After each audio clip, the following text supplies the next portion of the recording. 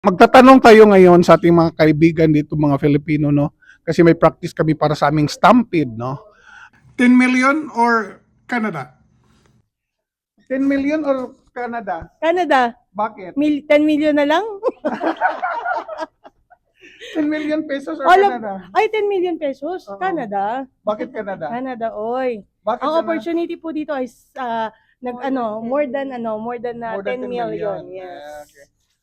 10 million or Canada? Canada. Bakit? Yun nga, marami opportunity dito. Magsipag ka lang, mas marami pang 10 million pesos ang makukuha mo. Pwede dalawa? 10 million or Canada? Canada ako. Bakit? Kung magnegosyo ka ng 10 million?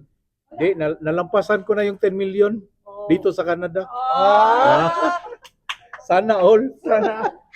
10 million or Canada?